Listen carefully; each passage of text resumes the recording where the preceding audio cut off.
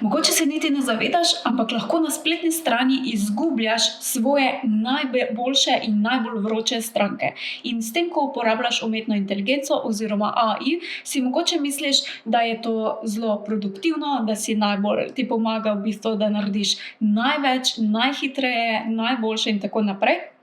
V resnici pa lahko dela svojo spletno stran, ki je zelo sterilna in deluje zelo robotsko, kar ne samo, da odganja tvoje stranke oziroma potencialne stranke na tvoji spletni strani, ampak lahko celo uničuje zaupanje v tvoj brand. Med tabo in med tvojimi strankami pa naredi en taki neviden zid, ki ga je težko potem prebiti. V tem videu ti bom pokazala 3 ključne napake, ki jih delajo podjetniki pa podjetnice s pomočjo umetne inteligence, torej s pomočjo AI, ChatGPT-ja, clouda in tako naprej, in uničujejo njihovo oziroma zaupanje strank v njihov brand in znižajo konverzijo na spletni strani. Hej, dobrodošel, dobrodošla v podjetniškem podcastu Legendarni, ki je namenjen vsem, ki želite svojim delom pustiti trajen pečat in ustvariti več kot le uspešen posel. Če se še pa ne poznava, moje ime je Maja in podjetnikom in podjetnicam pomagam pri gradnji brenda, vse postavitev temeljev celostne grafične podobe, spletne strani, ki konvertira obiskovalce v stranke in rasti in razvoju brenda. Najprej omenim, da v bistvu umetna inteligenca, AI, kakorkoli jo želimo poimenovati, torej to je ChatGPT, Cloud AI ali katerakoli druga orodja, ki delajo z AI oziroma umetno inteligenco, niso napačna oziroma ne mislim, da so to naš sovražnik, da jih ne smemo uporabljati in tako naprej, ampak so v bistvu načini uporabe, ki nam lahko koristijo in nam lahko škodijo, sploh ko govorimo o uporabi spletne strani oziroma uporabe umetne inteligence na spletni strani. In v poplavi te umetne inteligence in vsega umetnega, kar je, si velikokrat ljudje želimo osebne pristne stike in tudi čez spletno stran lahko to ustvarimo in s tem v bistvu povečamo zaupanje svojih strank, potencialnih strank in pa tudi postanemo drugačni. Kar pa velikokrat v zadnjem času sploh vidim, pa je, da podjetniki pa podjetnice, če rečem po domače, šopajo vsebine ali nove prodajne strani ali kaj podobnega, na svojo spletno stran, ki so napisane v celoti z umetno inteligenco, ker pa z nekaj kliki lahko prideš do ogromno vsebine. Ta vsebina oziroma ti pripomočki oziroma spletna stran pa jim potem ne konvertira obiskovalcev v stranke in se sprašujejo, zakaj. Zato danes res želim se dotakniti teh 3 največjih napak, ki jih vidim pri uporabi umetne inteligence, ko govorimo o spletni strani. Še preden pa gremo na posamezne te 3 točke, pa bi te rada povabila na dogodek oziroma na en taki program, ki ga imamo 18.5., torej 18.5.2026, začnemo z programom Spletna stran kot sistem za pridobivanje strank, kjer lahko bomo v nekaj dneh poskušali spletno stran spremeniti oziroma vsaj dati na pot, da postane tvoj najboljši prodajalec in pa asistent. Program je popolnoma brezplačen, ampak je pa potrebna prijava na mod.si, /spletna. Link bom pustila tudi spodaj, tako da potrebno se je prijaviti. Na voljo bodo v času programa tudi posnetki in pa na voljo bo tudi, da naredimo individualno tudi oziroma posamezne strani tudi analiziramo, da pogledamo konkretno, kaj deluje, kaj ne, zakaj ne in ti dam konkretne usmeritve. Torej, če te zanima več, kako lahko spletno stran spremeniš v svojega asistenta in prodajalca, klikni na mod.si, /spletna, rezerviraj svojo vstopnico 18.5., pa začnemo. Srečanja bodo v živo preko Zooma, tako da se lahko pridružiš ali pa potem pogledaš tudi v posnetku. Zdaj pa gremo na 3 napake, ki delajo tvojo spletno stran robotsko in zmanjšujejo konverzijo. Prvo, mogoče bo zelo očitna, je definitivno besedilo. Besedilo, ki ga napišemo.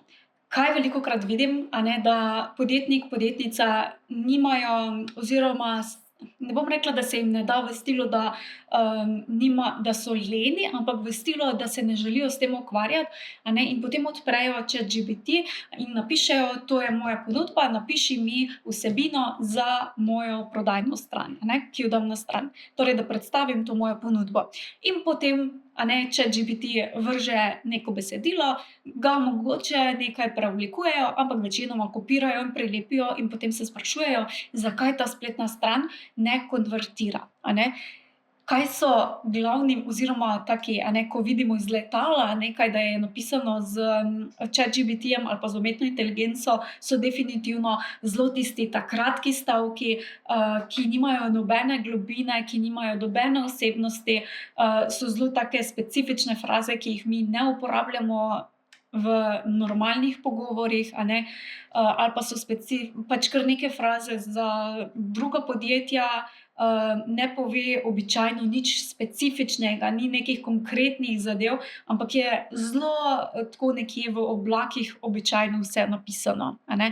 Ni nobene torej naše zgodbe, struktura, je bolj ali manj, tako nabijanje, če temu jaz tako rečem, a ne. Torej, da nekaj dolgovezi, nekaj, a ne, torej nabija. Skratka, to so taka zelo na prvi pogled se vidi, da je napisano recimo z umetno inteligenco in mogoče stavki niti nimajo neke rdeče niti.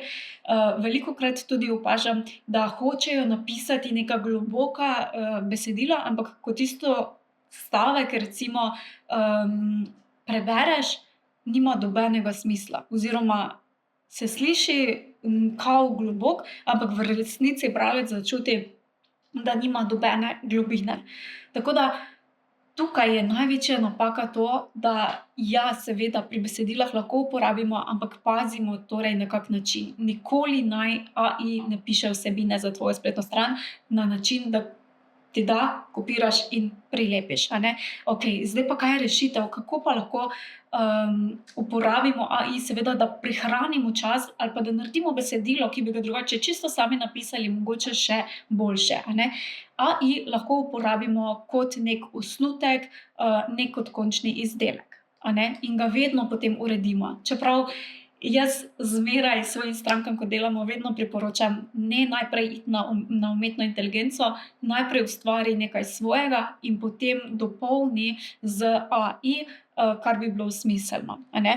Potem zelo fajn je, da dodamo, zelo specifične, ali konkretne primere naših strank ali konkretne situacije, konkretne rezultate, se pravi, da dodamo neke konkretne informacije, ki jih naša ponudba recimo prinaša, a ne.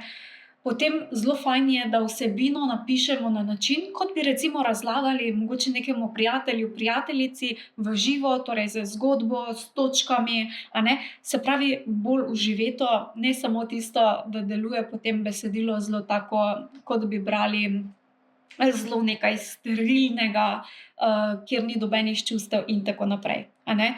In seveda, če že uporabljaš AI, da mu daš kontekst, kdo ti si, kakšen je tvoj ton, komu pišeš, kdo je tvoja idealna stranka, kakšne so tvoje vrednote, na kakšen način, da mu mogoče daš tudi kakšno, že pisno svojo verzijo, da ima občutek, kaj je tvoj stil, da se spozna in tako naprej, a ne. Takrat so rezultati lahko veliko boljši, ampak tista besedila, torej na kratko, ki jih takoj na prvi pogled vidimo, da so napisana z umetno inteligenco, lahko v bistvu na spletni strani naredijo več škode kot koristi, ker obiskovalec takoj izgubi zaupanje, okej. Druga zadeva so slike, narejene z umetno inteligenco, a ne.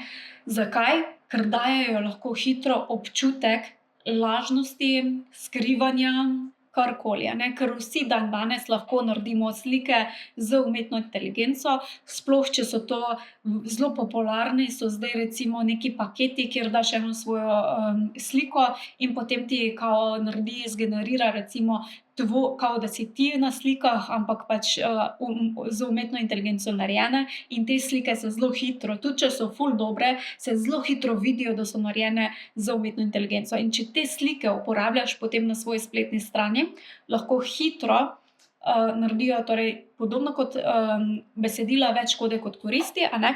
Ker se takoj vidi, da ali nekaj skrivaš, ker so preveč popolne, sploh recimo, če so uporabljene, ta primer lahko dam, večkrat ga delim, zaradi tega, ker je res, se mi zdi, da pove glede slik vse, a ne. Jaz sem recimo pred časom želela kupiti oziroma sem iskala neki workout načrt, torej za vadbo, ne. Torej za vadbo in sem našla, saj ne vem, kaj je bil, neki, a je bil pilates ali nekaj takega, in se mi je zdelo ful zanimivo in sem se že odločila, da bom kupila in potem šla na zaključek nakupa in na tisti strani, kjer zaključiš nakupa, so bili primeri prej pa potem, a ne, kao, ko vadiš pilates, prej pa potem, in so bili narejeni z umetno inteligenco.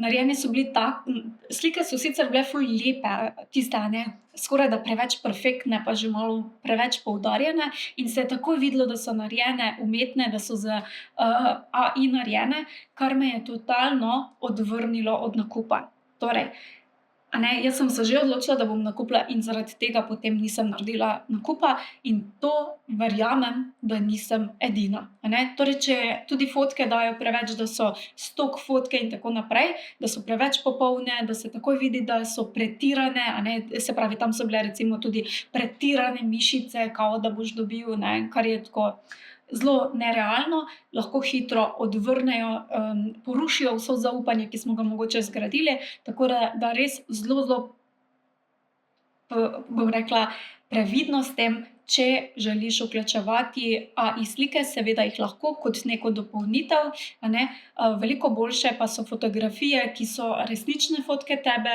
ki so resnične fotke tvojega dela, ki so resnične fotke tvojih strank, seveda, če imaš dovoljenje, ki so recimo kakšne zaslonske slike nekih rezultatov, so vredni veliko več, tudi če so slabša kvaliteta, kot če jih naredimo z umetno inteligenco. Če nimaš fotografa, lahko uporabiš telefon v naravni svetlobi, so veliko boljše fotografije kot narejene z AI generiranjem, ko govorimo seveda o spletnih straneh, razen če v bistvu je zelo jasno predstavljeno oziroma mišljeno, da to ni tvoja torej, da se ne delamo, kao da je to naša fotka, pa v bistvu ni, ali pa da smo mi na fotki, pa v bistvu nismo pač resnično mi, a ne, ker je z AI zgenerirano. Tako da lahko so AI fotke okej, kot ilustracije, kot kakšni koncepti, ne pa kot neki dokazi ali pa nekaj, kar bi gradilo torej naše zaupanje. Okej? Tretja točka so potem AI avtomatizirani odzivi, a ne, ali pa mogoče chati ali pa kakšna pomoč ali nekaj takšnega, torej to vse, kar deluje zelo tako robotsko. Se pravi, to so lahko kakšni torej klepetalnice, chatboxi, ki odgovorijo namesto oseb, a ne, in odgovorijo običajno še zelo kakšne butaste odgovore dajo, in če se mi delamo, kao da mi odgovarjamo, pa v resnici je odzadaj chatbot, zdaj, če se takoj vidi, da je to robotek, ki odgovarja, potem je okej. Če pa je to nekaj, kar kao se mi delamo, da mi odgovarjamo, pa nismo mi, pa je lahko zelo problematično. Potem so seveda velikokrat so tudi že kakšni avtomatizirani maili, kjer personaliziramo ali pa so takoj vidni neki templati, a ne, in tako naprej, ali pa sekvence, ki se sprožijo brez nekega konteksta ali pa so personalizirane, da vidiš takoj že z letala, da je to kar nekaj, a ne. Se pravi, kaj je rešitev pri teh, a ne. To so seveda orodja, ki lahko nam zelo pomagajo, ampak fajn je, da si nikoli ne delamo, kao da smo to mi, recimo, če odgovarjamo ali pa se z nekom pogovarjamo, ampak da je uporabniku zelo jasno, da se pogovarja z robotom, ne z nami, a ne. Ker tudi če nekoga pretentamo, a ne, pa misli, da se pogovarja z nami, pa se v resnici z robotom, lahko naredimo veliko škodo, če pač mu robot recimo oziroma umetna inteligenca da kakšne čudne odgovore, kar je je zelo pogosto. Okay?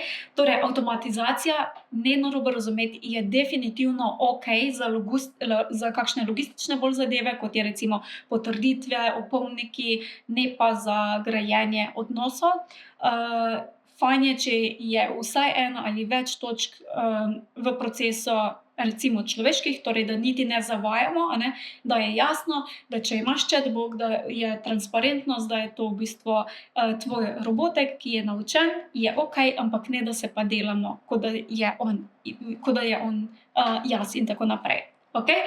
Tako da, če povzamemo, torej besedila so ena napaka, če so pisana v celoti z umetno inteligenco, zgenerirane slike in pa kakšne avtomatizacije, odzivi, kjer se delamo, da smo mi robot, pa v bistvu nismo. Vse te 3 stvari lahko na spletni strani naredijo več škode kot koristi, zato uporabljaj jih previdno. Ne govorim, da niso koristne, ampak da jih uporabljamo na pravilen način. Ne pozabi, spodaj bom pustila link, da se prijaviš torej na naš brezplačen program. Spletna stran kot sistem za pridobivanje strank. Začnemo 18. maja 2026, kjer lahko prideš do več prodaje z manj vsiljevanja. Link bom pustila spodaj, ali pa če klikneš na mod.si, poševnica spletna stran oziroma spletna. Uživaj in se vidimo naslednjič. Čau! Hvala za tvoj čas in pozornost. Če ti je bila epizoda všeč, te vabim, da se naročiš na podcast na najljubši aplikaciji, kjer poslušaš podcaste in tako ne zamudiš naslednje epizode. Vesela bom tudi povratne informacije, kako ti je bila epizoda všeč in česa si želiš več. Hvala ti in naredi si čudovit dan.